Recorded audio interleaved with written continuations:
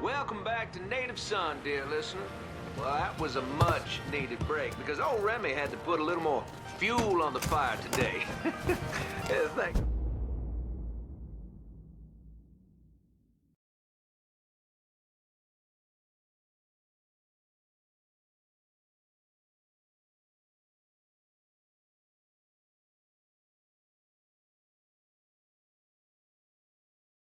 That tasty patisserie is still filling orders for king cakes for the upcoming Mardi Gras festivities. Now you tell her Remy sent you, and it's buy two, get one free. Can't beat that? So go on over there and tell her I sent you. I know, I'm not supposed to enjoy my coffee on air. Oh, Gilbert's turning red, folks. Oh, I tell you, we like to have our fun, dear listener. And that's what Mardi Gras is going to be all about. Good old-fashioned New Bordeaux F-U-N. And if I sound a little enthusiastic, well, I'm sorry about it. But I am. I've talked before about being honored to be part of the crew of knights for the 10th year running. We got a heck of a float planned for y'all, and we have spared no expense in strutting our stuff. Now, this will be my first crew since my daddy died last year. Dear listener, you know how important Mardi Gras was to him. God rest his soul, he was one of the crew of Knights Founders. He was captain for more years than I can remember, and Daddy was Rex back in 1932, for those of you whose memories go all the way back then. Oh, you know, I tell you, he'd spend weeks, months, preparing. More than anything else, it was the tradition, the feeling of being part of something, of this city that he loved so. My father believed that every man had his role to play, and every role contributed to the greater whole. Those Reds over in Russia, even the ones here at home, they try to sell that as equality. No, sir. There's always going to be a king, and each king has his day. I'll tell you, that coffee sure is fine. On the next episode, you better believe we're going to talk about this here story that President Johnson is considering a deal with the Russians to scale back our nuclear program. We're going to that and a lot more right here, Native Son.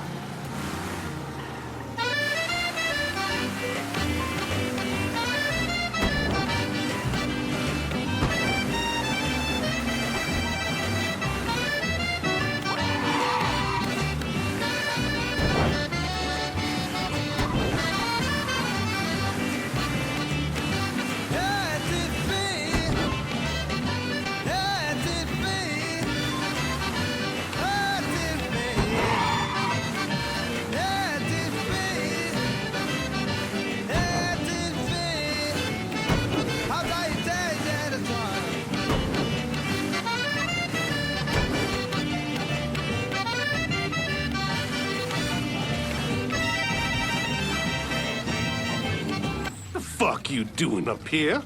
Help goes into the back. I'm here to see Mr. Marcano. The name's Lincoln Clay. That a fact? I'll be goddamned. Mind your manners while you're in there, boy, or there'll be hell to pay you here. Park over to the side.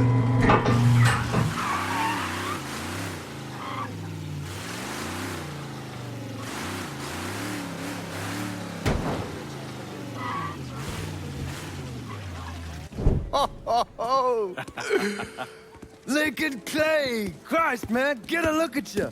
I bet those fucking gooks shit themselves when they saw you coming. Been a long time, Georgie. Oh, no shit, it's been a long time. I think the last time I saw you was that night over in the French ward, right before you shipped out. Damn if that wasn't a gas. Oh, I seem to remember me and Ellis running from the cops, and Danny ending up in the drunk tank. Hell, man, I bailed him out. Besides, it was worth it to knock the hell out of them cracker assholes. Smoke? Sure. Oh, man. Sammy said Mr. Marcano wanted to see me. Mr. Marcano? Shit. Make him sound like a goddamn lawyer. You just call him Sal. Come on, he's in the back.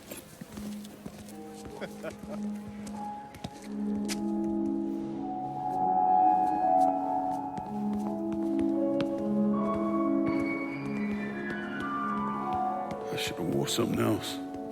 Hey, these squares have a problem with your threads. You can take it up with my old man. He'll tell him to kiss his ass.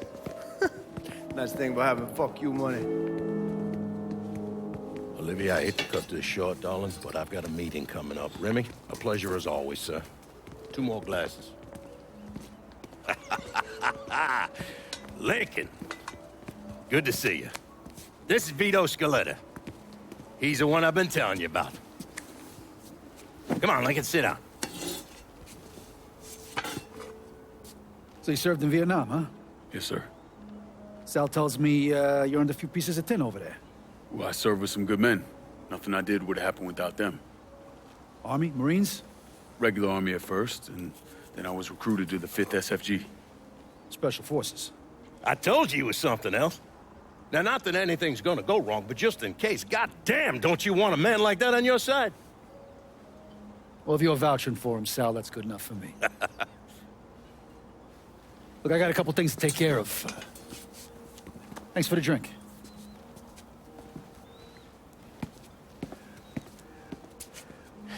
Christ, that guy's an asshole.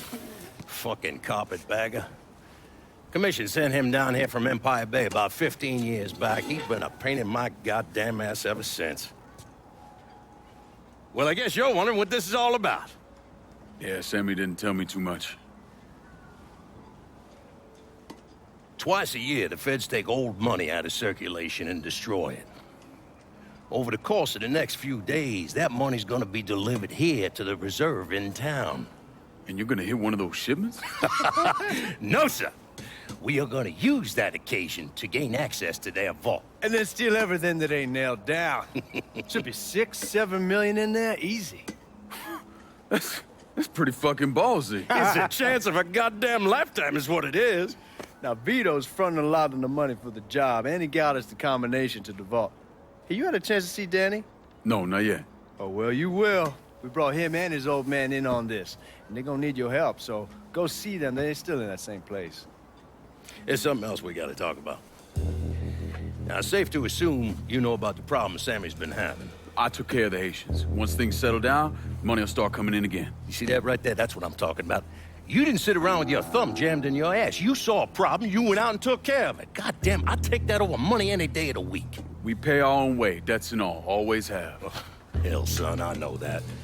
I wouldn't expect otherwise. But you know, even after we all evened up, you're still gonna be slopping around in the ass end of this city. Not much of a future in that.